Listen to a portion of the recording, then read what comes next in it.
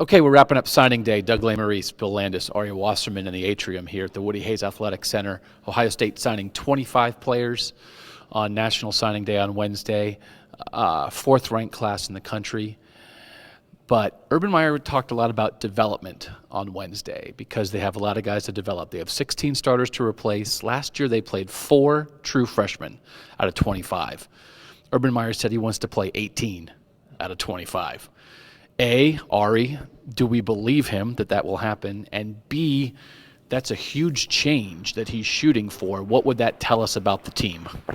You know, I don't believe him at all because 18 is way too big. If you would have said like 10, then you could say that, you don't just make a change by going 14 in the other direction when your entire class is 25 people. So what I do think is I think there's more opportunity on this year's roster with how many people they lost, and I think that there has been mistakes made on this team in the past. Von Bell comes to mind about keeping guys on the bench too long when they have a lot of talent, and then they end up leaving early anyway.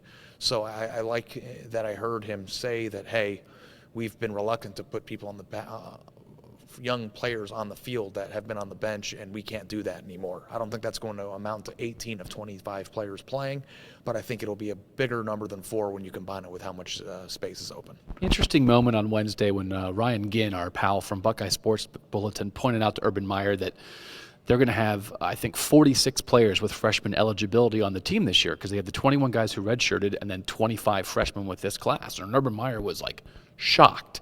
That, to me, is an out-of-balance roster. Yeah. Obviously, they're not going to play all the true freshmen, but, what if you had a senior class in 4 years of 46 seniors? That's not going to happen. But, Bill, do you think that do they have to get something worked out here? Could this be a problem sort of with roster management if they get real kind of mixed up with how many guys they did redshirt last year? Yeah, I think it could be because if you look at just the way the recruiting's gone, it's one year they have 5 offensive linemen, 6 offensive linemen. This year they have 5 defensive backs, and they're going to get to a point where there's 9 guys in the defensive back room as juniors who had never played before. I think that could be a problem. I think the thing that they're hoping for, which didn't happen last year, and we were kind of waiting for too, was that game or games where they beat teams or they are beating teams by enough where you can throw those guys out there just to get them some run and start the clock on their what's the word I'm looking eligibility. For? Eligibility, yeah. So I think that's the hope if they have everything figured out with the coaching staff. There's a lot of things that go into it. That guy. But I think that it's You're okay. Good, it's good. good. That was good.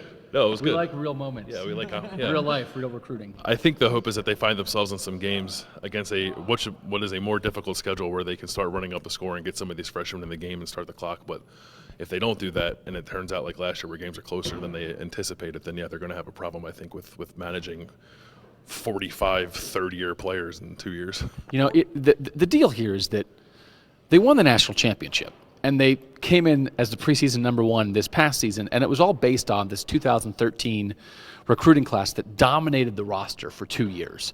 And so that's what threw them off. They had all these great players. There wasn't room for anybody to play.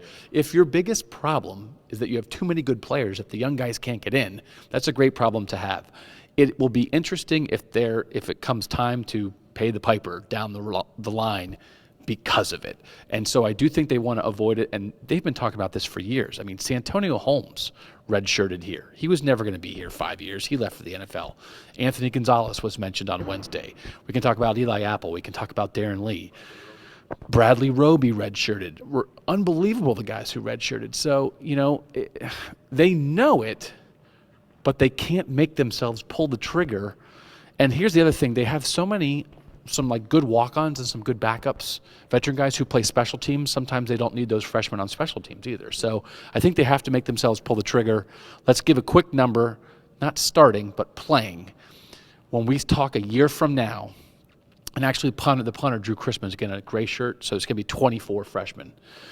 How many will have played? When we come back a year from now, we'll check this video. Out of the 24, how many will get on the field and not redshirt? Hopefully I'll be half the size. 9. 7. Wow. I have a little more confidence. I don't think it's going to be 18. I'll give them more than half. I'll say 13. We'll see in 2017 when we check that out. Ari, Bill, I'm Doug. Ohio State National Signing Day is over.